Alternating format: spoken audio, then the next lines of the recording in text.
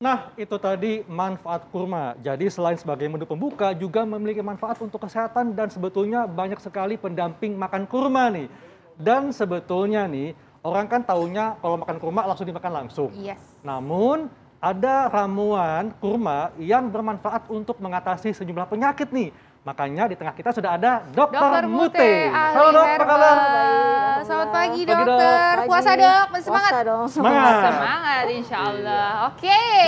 Nah dokter Mute, ini di depan kita sudah ada banyak sekali ya perabotan. Nanti kita bakalan bikin nih ramuan-ramuannya. Tapi Betul. ini ada mitos dan fakta nih dokter. Kurma ini katanya dapat membantu mengatasi MAH. Ini fakta atau mitos dokter? Itu fakta dok. Fakta. Ya. Kenapa dok dan bagaimana kita mengolah ramuan kurma untuk mengatasi sakit MAH? Ya baik, jadi kita tahu ya kalau kurma itu kan kandungannya sangat lengkap ya. Ya. Betul. Di situ ada vitamin, mineral, kemudian ada zat metabolit sekunder. Nah ada namanya flavonoid, dia fungsinya sebagai anti radang. Nah makanya untuk mengatasi peradangan-peradangan pada lambung. Kemudian kita kombinasikan dengan bubur talbinah, tepung talbinah, tepung talbinah, tepung sejenis tepung gandum. Oh. Nah, di mana tepung ini kaya akan suatu zat namanya melatonin. Nah, fungsinya untuk meredam stres. Jadi kalau MAH kan bisa disebabkan karena stres ya. Betul. Nah, ditenangkan dengan bubur talbinah ini Iya. gitu. Kemudian dicampur dengan kurma.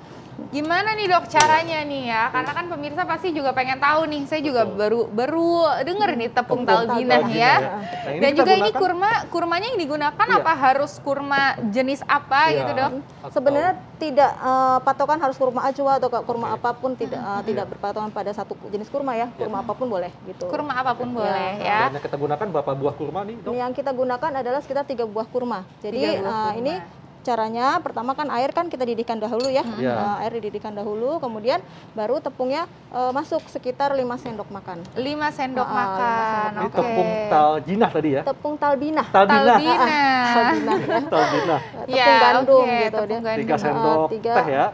5. 5 sendok teh. makan. Makan. Ya. Gitu, 5 Oke, sendok dimasukkan makan. ke air mendidih. Air Oke, mendidih, nah. kemudian baru kita aduk supaya tidak gosong ya, gitu sampai mengental. Nah, Iya. setelah mengental setengah matang baru kita masukkan kurmanya. Dok, Gitu. ini pasti banyak ya ibu-ibu Iya. muda yang lagi nonton yang belum paham seperti saya, ya kan? Ini tepung talbinah ini terbuat dari mana dan bisa beli di mana sih dok sebenarnya? Sebenarnya banyak ya di toko-toko herbal banyak ya. Oh, toko-toko memang herbal. ya memang ini bagus banget untuk mengatasi gangguan kecemasan. Oh, kemudian gitu. ya untuk MAH juga bagus banget. Karena Jadi, hormon melatonin tadi hormon ya. melatonin kemudian dia disebut sebagai prebiotik ya, sehingga Oh, sebagai prebiotik sehingga dia mengatasi kembung juga. Iya. Oh, ini bisa buat bikin gorengan aja. Mohon maaf ya gorengan lagi gitu ya. Ini bisa buat bikin gorengan dok kayak tadi. Kalau gorengan memang tidak diperuntukkan Oh, untuk tidak itu. diperuntukkan untuk itu ya. Justru untuk kayak gini. Ini jadi Bentuknya gimana kayak nih? oat milk Ya, ya? seperti Kayak oatmeal dia. oatmeal ya. Seperti oatmeal. Dia kayak oatmeal Wah, kental gitu. penasaran nih. Nah, Oke, kemudian Ini masukkan. berarti diaduk-aduk sini dok, saya Iya, bantuin ya setelah- dok ya, biar saya juga ada kerjaan ya. Nah, setelah mengental baru kita masukkan kurmanya. Ya, kurma yang sudah dicincang, dihilangkan bijinya. Ya. Gitu. Udah.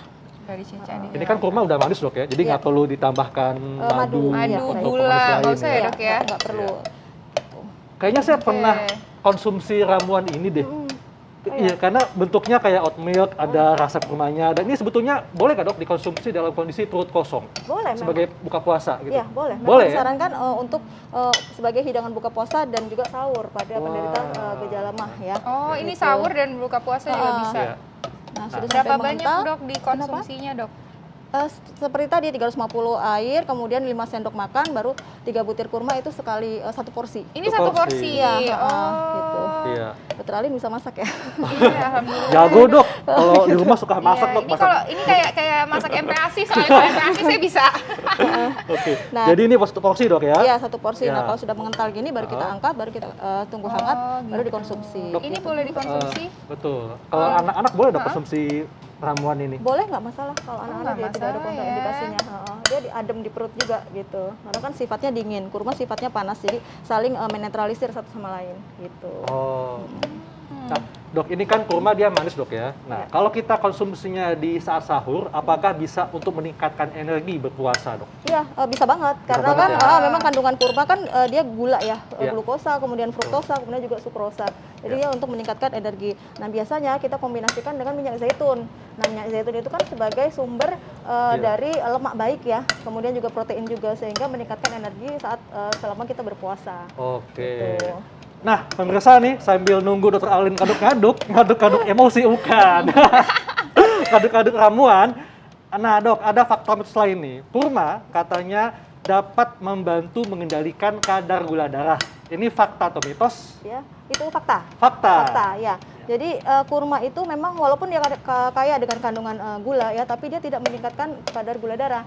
Dengan catatan tidak berlebihan ya. Yang dianjurkan adalah 100 gram. Jadi kita bisa kalau misal kurma ajwa itu sekitar 7. Tapi kalau misalnya kurma biasa itu biasanya 3. Jadi kita bisa pada saat berbuka 3, pada saat sahur 3. Nah, terus kemudian kita kombinasikan dengan yogurt. Nah, yogurt ini fungsinya dia sebagai untuk meningkatkan sensitivitas terhadap insulin. Oh, ini ramuannya. Ya, jadi caranya oke. yaitu sekitar Oh, Nah, nanti dok nanti cara Dok caranya. Kita nih, bikin nih. penasaran nih, Oh, baik, pemirsa baik. ya. Nah, ini udah Oh, jadi iya. loh, ya kan? Ini adalah apa nih dok? Judulnya bubur dok? talbinah sama kurma. Bubur talbinah dengan Bubur kurma.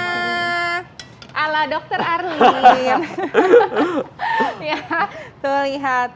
Ini emang bentuknya seperti oatmeal ya. Iya. Ini kalau misalnya hangat-hangat gini langsung diseduh dengan apa namanya saat berbuka puasa enak banget Enak. pasti Iya. ya. Tapi ini kalau misalnya nih dok dimasukin ke dimasukin ke lemari es dulu, terus gitu dicampur es ini Bagus. boleh nggak sih sebenarnya dok? Sebenarnya boleh aja sih, nggak ada Boleh ya? merubah sesuatunya ya. Tidak ada yang Nah, berubah ya. Oke. Oke. Wih, ini Wah, dia. Ini enak bisa ya. langsung dimakan Betul. oleh semuanya, mau Setuju. anak kecil, mau orang dewasa, ataupun yang lansia juga bisa ya dok ya? Bisa banget. Bisa banget. Nah, Oke. baik. Berikutnya kita akan lihat nih ya, bagaimana cara buat ramuan untuk mengendalikan kadar gula darah. Namun, sesaat lagi tetap di Hidup Hidup Sehat. sehat.